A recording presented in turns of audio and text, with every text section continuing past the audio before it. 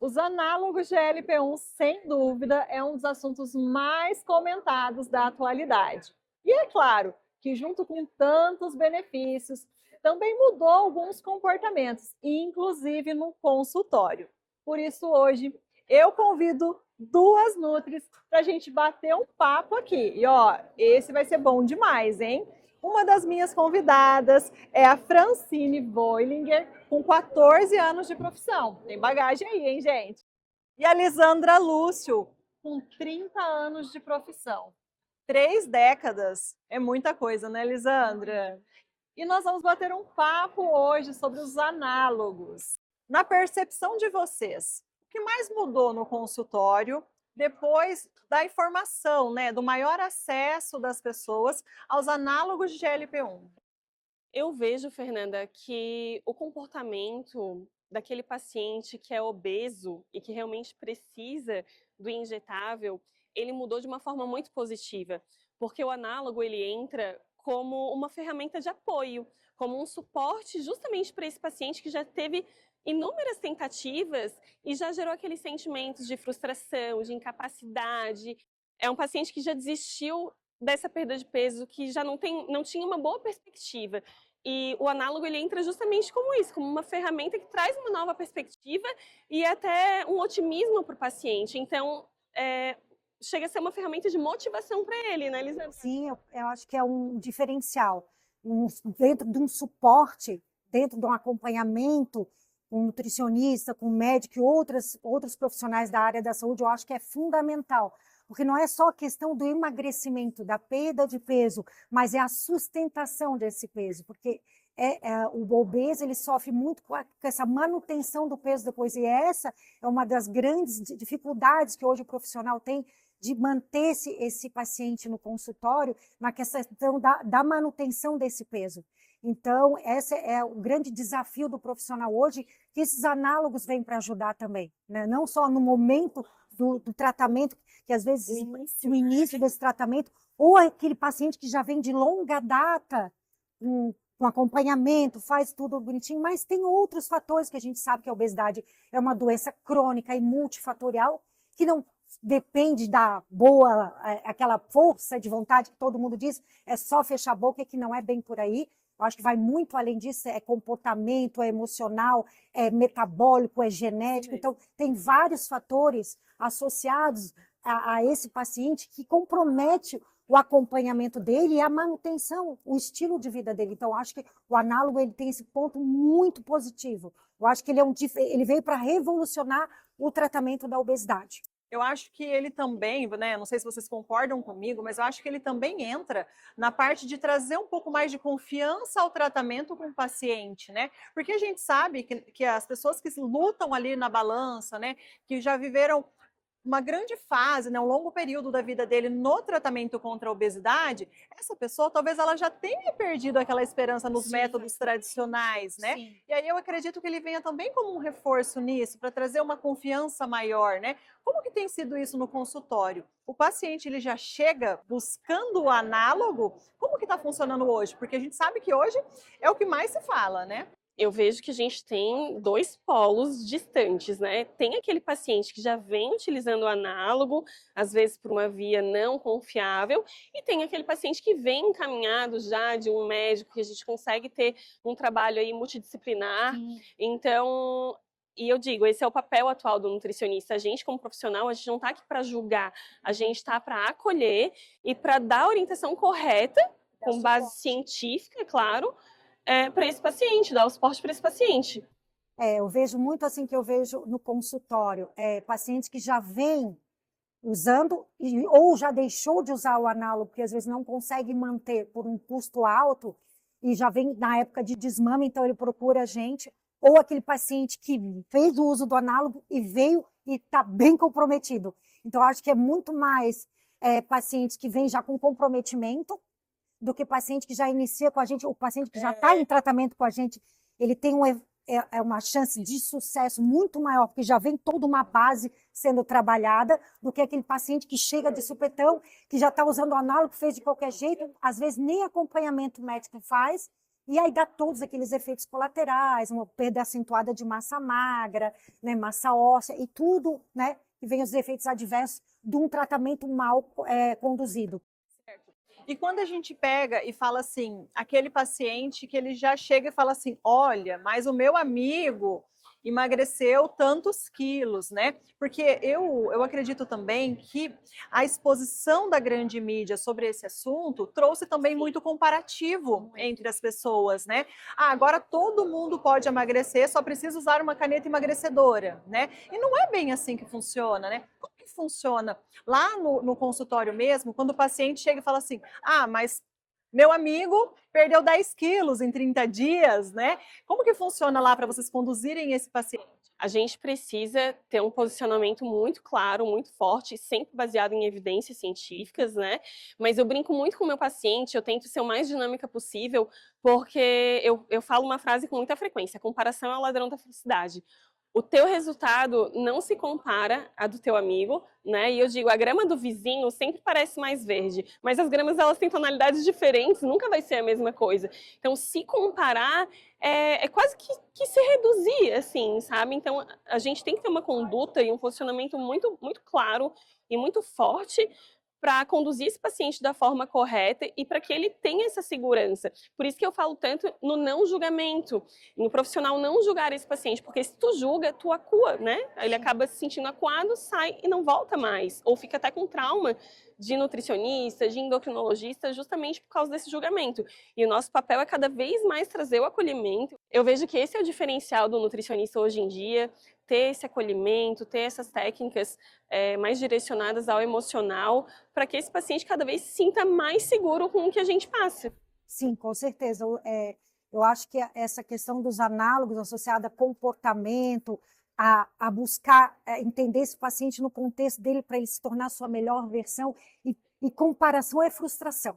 Não adianta, a gente não tem que comparar, até porque somos únicos. Eu sempre digo, nunca existe uma pessoa igual a você. Olha a beleza de ser única nesse mundo, nem irmãos gêmeos, né? Então tem essa diferença. Então é estimular esse paciente a buscar a sua melhor versão e saber que é um processo.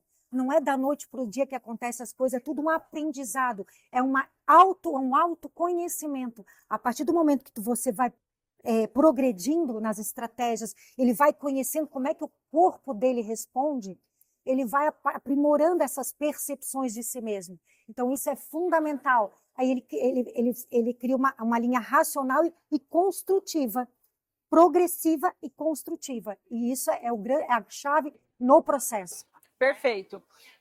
A gente sabe, conhece muito bem o grande efeito das canetas, que é a pessoa não querer comer, né? Ou sentir menos fome, ou comer no intervalo maior de tempo. E a gente entende que aquilo lá vai causar, sim, um déficit calórico, né? Que a pessoa vai acabar emagrecendo.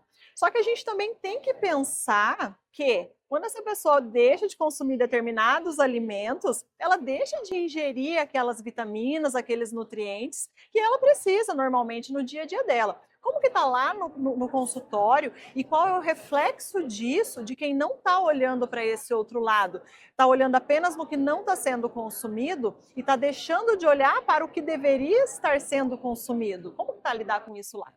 O paciente, ele realmente vem com esses efeitos colaterais, náuseas, né, que é um enjoo, tem os efeitos gastrointestinais ali, ele tem uma inapetência, isso é um fato, porque o análogo ele faz isso, ele tira até aquele food noise, que é aquela vontade de beliscar o tempo inteiro, então o comportamento ele já vem dessa forma, né? E de fato, o paciente, ele hoje está muito difundido assim a questão dos macronutrientes, principalmente da proteína, né? Então eu vejo que o paciente vem muito preocupado com a proteína, sem perceber as fontes dos micronutrientes, ou às vezes tomando polivitamínico ali sem instrução, sem orientação correta, já vem com uma perda de massa muscular bem acentuada. Então a gente orienta de uma forma segura não só esses macronutrientes, mas os micronutrientes também, claro, dentro de uma realidade possível para ele, porque eu digo, no teórico tudo é maravilhoso, a gente pode entregar esse plano alimentar numa folha de ouro, sim, mas trabalhar às vezes com 1.500 calorias, 1.200 calorias para um paciente que está usando esse análogo não é real. Então a gente vai realmente precisar ter um jogo de cintura para, às vezes, trabalhar com um plano alimentar de 1.000 calorias e trabalhando com uma suplementação correta, e cada bloco ali tem uma estratégia, né, Lisandra?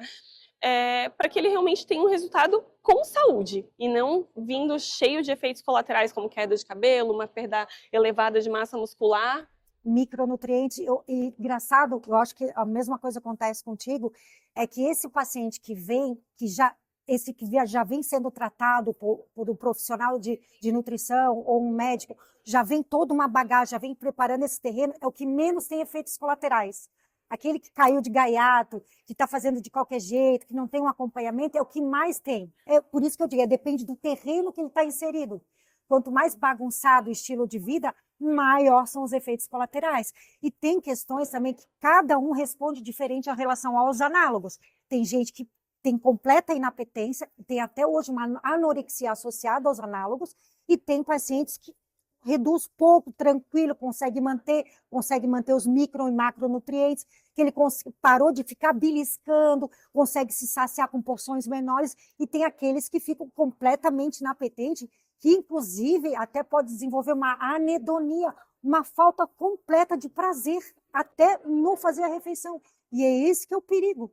Por isso que não pode, tem que ser, o nutricionista é o profissional mais importante nesse tratamento com os análogos, porque ele vai direcionar todas as estratégias nutricionais, vai monitorar cada micro e macronutriente, como é que está a absorção de nutrientes, como é que está esse terreno, tanto a nível de intestino, cérebro, os órgãos, é ele que vai monitorar. Então, esse processo, o emagrecimento, ele não acontece de uma hora para a noite, ele tem fases distintas. No começo, tu tem uma redução muito acentuada, e depois a tendência é estabilizar e criar um platô. E aí o profissional nutricionista entra com estratégias para que ele saia desse platô e consiga até, em alguns casos, fazer o desmame. Porque tem casos, como a obesidade é uma doença crônica, às vezes tem um caso que esse paciente vai ter que manter o resto da vida.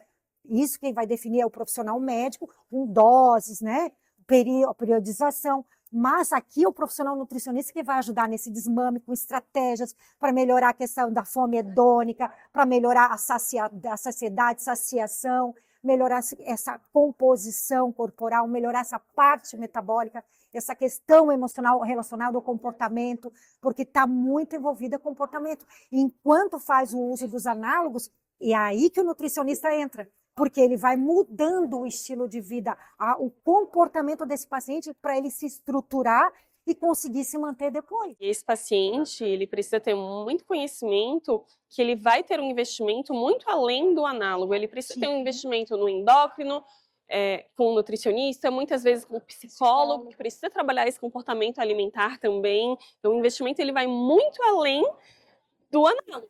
Até porque, dia mais, dia menos, ele vai ter que suspender o uso. E aí ele tem que ter preparo para conseguir seguir uma rotina, certo? E se falta ali, naquele momento, uma nutrição adequada e ele chega num desmame sem aquilo, vai fazer falta. E se ele está desregulado, se ele não está suplementando ideal, se ele não está com a vitamina dele alinhada, ele vai ter muita dificuldade para entrar no eixo depois. Sim, né? E essa consolidação desse estilo de vida, desse hábito, desse comportamento, tem que ser muito antes do desmame. A querer mudar no desmame é um tiro no pé.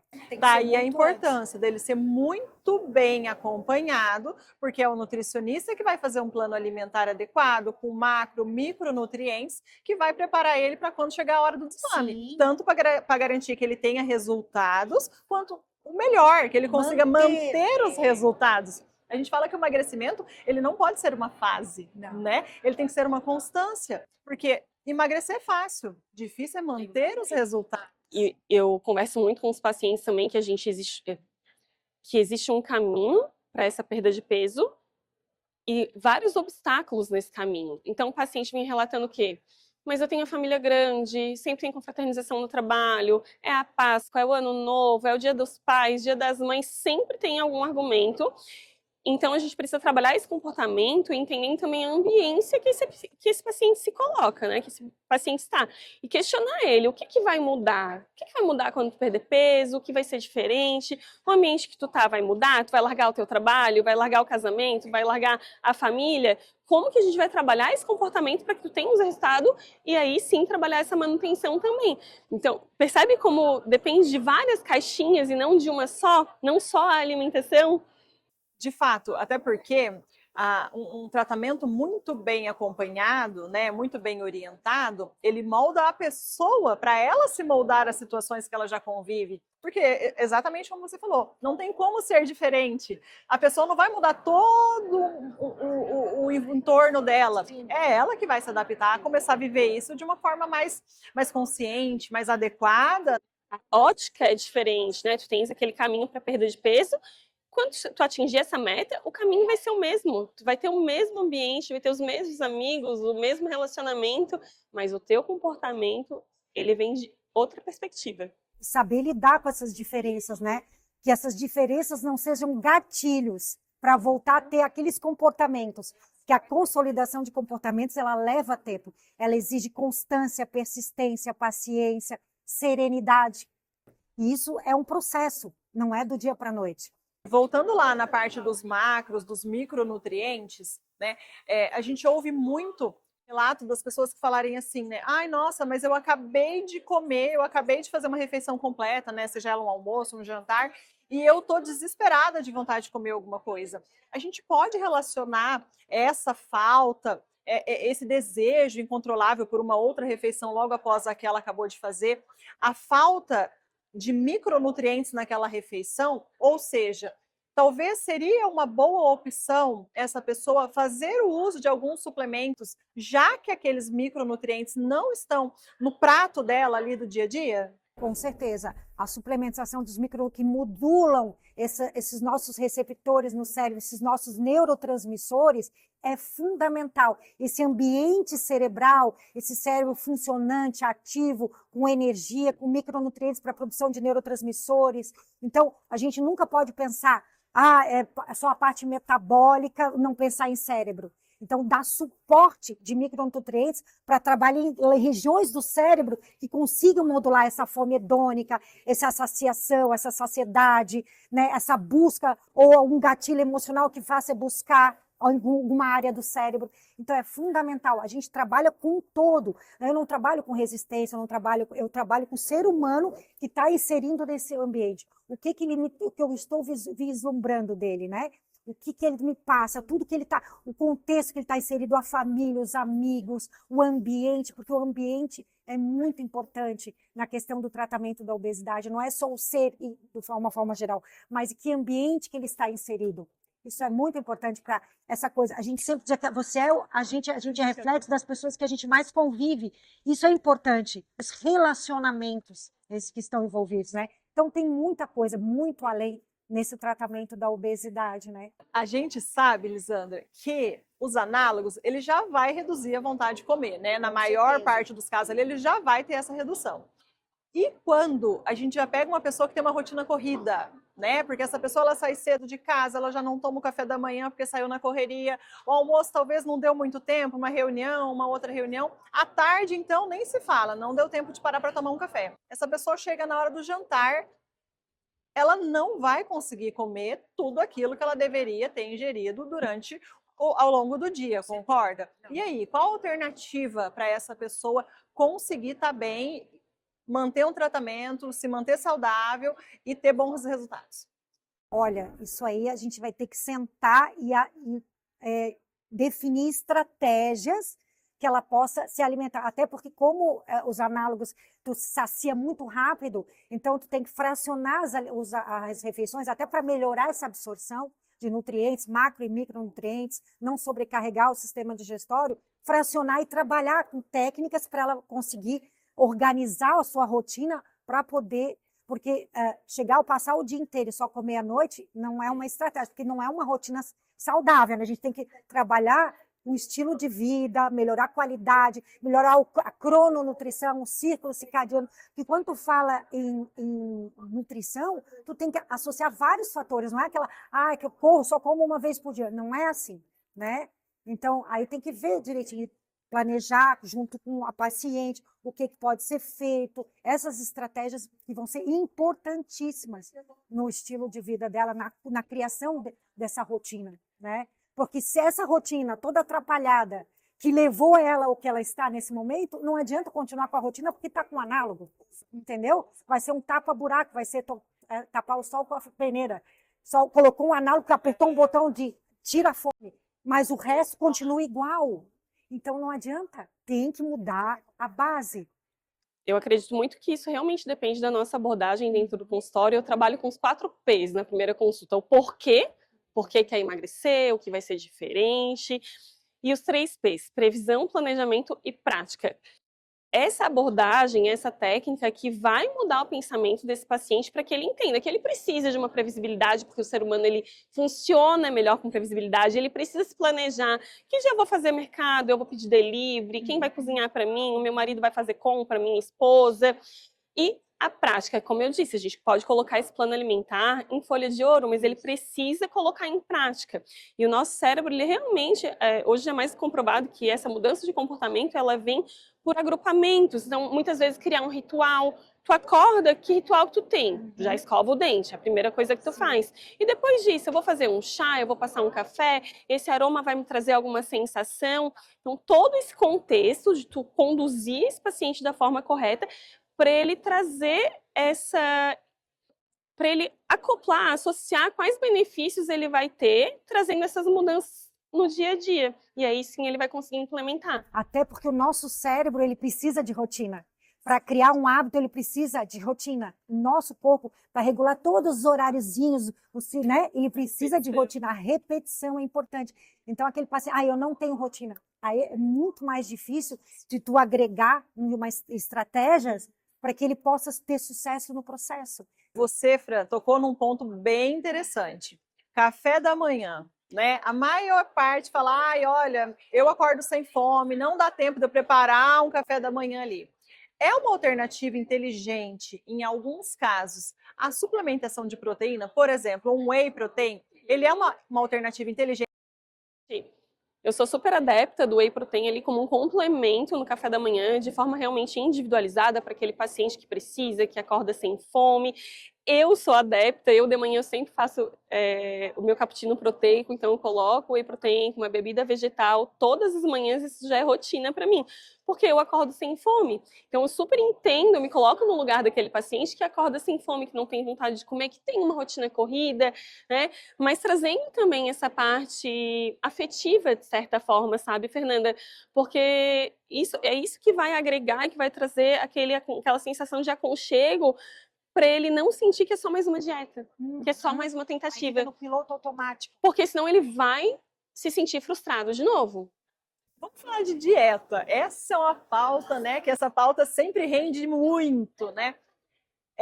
O termo dieta. Esse termo, se a gente for falar sobre, isso caiu por terra. Sim. Concorda? Né? Porque a dieta a gente entende que é algo por um determinado período de tempo, certo? Então, hoje em dia, o termo mesmo dieta, ele já não está mais tão adequado, porque a gente costuma dizer que se você fez uma dieta para emagrecer e você deseja manter aquele resultado, aquilo deixa de ser uma dieta e vira um plano alimentar, uma reeducação alimentar, um estilo de vida, né? Graças a Deus a gente tem visto aí essa nova onda wellness, que as pessoas estão se cuidando mais, estão se alimentando melhor, dormindo melhor, estão vivendo uma rotina diferenciada. E aí é onde entra esse novo termo, né? Das pessoas deixarem pra lá a história da dieta e estar se alimentando melhor, vivendo melhor. Isso, a dieta tem dia para começar e dia para terminar. E falando realmente na palavra dieta, nessa nomenclatura, o paciente ele já associa uma coisa ruim. Ele já vem de muitas tentativas e ele já associa essa palavra dieta a um sentimento ruim. E aí é onde entra naquele ciclo vicioso que eu falei, a frustração, o sentimento de capacidade. Mais uma dieta, eu já fiz uma dieta, eu já sei que não vai dar certo. Agora, muda esse contexto. O que tu acha de a gente mudar o teu estilo de vida, trazer um plano alimentar? O que tu gosta de comer? Tu gosta de pão de trigo? Então, será que a gente consegue colocar um pão de trigo no teu plano alimentar? inclusão, incluir esse paciente no plano alimentar dele, porque tu estás mudando a vida desse paciente. A alimentação, ela está presente em quantos momentos do nosso dia? Em contexto de confraternização também, né? Então, tu estás mudando uma coisa muito íntima desse paciente. Então, tu precisa trazer ele precisa se sentir pertencente. Isso, o alimento traz memórias afetivas, né? Ah, aquela pessoa que gosta daquele pãozinho de manhã, aquele pãozinho que eu não fico sem. Tu pode introduzir isso num estilo, né? Numa estratégia nutricional para ele. Como que vocês estão enxergando, né, esse momento lá no consultório, sabendo de cada vez mais ali uma seletividade alimentar que ela não vem só das crianças, né? Ela vem dos adultos também. E esses adultos estão educando crianças a também terem essa seletividade alimentar, né? Como que está isso lá dentro do consultório para vocês, inclusive com o uso dos GLP-1?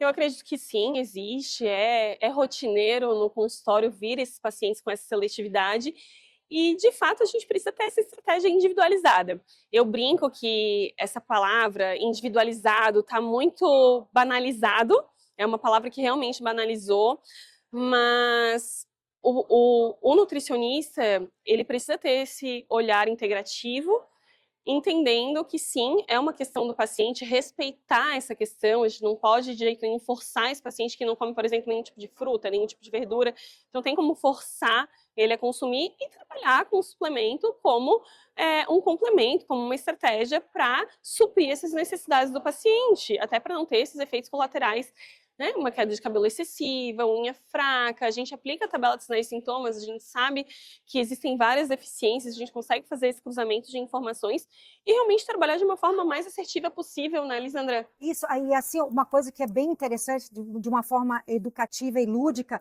é tu mostrar, olha esses sinais, olha esse sintoma que tu tá tendo, olha os nutrientes envolvidos e olha as fontes que eles vêm, entendeu? Não quer dizer que ele vá consumir todas aquelas hortaliças agora. É um processo, não adianta. Outra coisa que eu sempre digo, o alimento, ele modula a química cerebral e a química cerebral, ela define o que tu vai comer. Então, um atua no outro. À medida que tu for melhorando a qualidade, trabalhar nesse primeiro momento a qualidade, não quantidade, mas qualificar mais, fazer uma rotina, colocar, é esse que tu come, vamos colocar esse por enquanto, ver os nutrientes, fazer uma boa anamnese para ver o que os nutrientes que estão faltando, fazer um exame laboratorial para ver o quanto desses nutrientes estão faltando, para dar suporte nesse momento com os suplementos, mas à medida que o processo for progredindo, ele vai vendo que ele vai precisar mudar, né? Essas questões do alimento. Como eu falei, quanto mais uma alimentação natural, íntegra tu tiver, ela vai modulando o teu cérebro,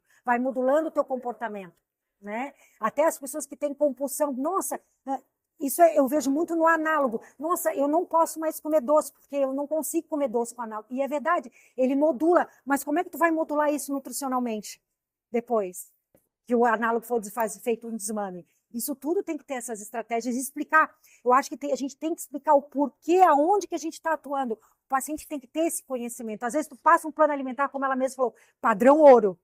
Mas por que ele estou passando isso para ele? Isso eu gosto muito na minha consulta, explicar, é isso, olha o que eu estou vendo de ti e olha o que está envolvido nesse teu processo. Vamos começar juntos a progredir? E é isso que a gente tem que trabalhar com a educação nutricional. Lá no consultório, assim, né, que seja assim, uma rotina que acontece com maior frequência lá dentro. O que mais você nota, né, de falta de nutrientes mesmo, que está levando essa pessoa a ficar com essa vontade excessiva do doce?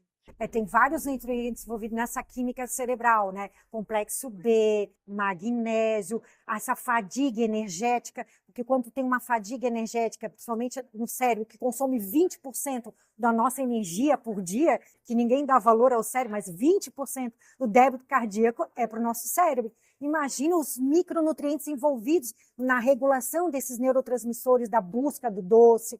Então, é muito importante a gente buscar esses micronutrientes, essa suplementação desses micronutrientes que estão faltando, principalmente naqueles pacientes que não comem verduras, não comem frutas. Nesse primeiro momento, até ir trabalhando com ele e mostrando para ele a importância desses micronutrientes e as fontes dos alimentos envolvidos, tu vai precisar suplementar. Porque nesse caso, a suplementação ela vai ser fundamental, é fundamental. Aqueles pacientes que já vêm com tratamento com a gente a longo prazo, que estão começando as deficiências são mais difíceis, eles têm uma estabilidade maior. Mas aqueles pacientes que já vêm usando análogos e chegam para nós na consulta, os efeitos colaterais das deficiências nutricionais são bem mais gritantes. E a gente já pegando essa linha aí de suplementação, qual o tamanho da importância da proteína de fato mesmo para esses pacientes que estão em tratamento de GLP-1?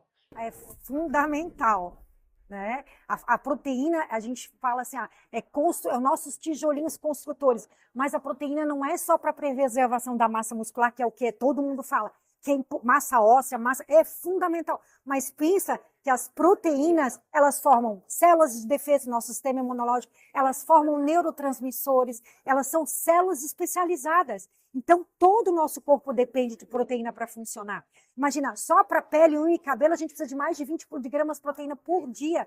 Imagina um dos efeitos colaterais mais observados em um público feminino, é a queda acentuada de cabelo. Né? Não só por micronutrientes, mas pela deficiência de macro, principalmente a proteína. Então, a gente tem que ter estratégias para colocar essa proteína. Claro que às vezes a gente não vai conseguir bater aquela meta, mas conseguir minimizar os efeitos dessa deficiência proteica, que não é só associada à massa muscular, mas é todo um sistema dependente de proteínas. E a gente realmente vê na prática clínica que esse paciente ele vem com uma alimentação deficiente nesse macronutriente, né? A gente sabe que tem um percentual elevado de perda de massa muscular, trazendo até, né, o risco de sarcopenia. Então, esse paciente, 99% de chance que ele vai precisar suplementar com uma proteína de alta qualidade. Não, e assim, o uso dos análogos, como a pessoa não consegue comer muito, os módulos de proteína são muito importantes. Porque eles vão te dar nutrientes, que aí tu pode bater com uma fruta, botar uma fibra, porque é bem importante o uso das fibras nos análogos, né? Porque a fibra é um dos fatores que estimula GLP-1 também lá no intestino, mas as fibras, elas são importantes até para o funcionamento gastrointestinal. Então, associar esses módulos com fruta e uma fibra, eles vão te dar aqueles nutrientes sem exacerbar aquela coisa do comer pouco. Tu pode concentrar, fazer uma refeição com densidade nutricional sem grandes volumes. É uma ótima estratégia, né? Justamente porque a pessoa não tem aquele desejo de ficar ali comendo, né? E a gente tem visto cada vez mais novidades, né?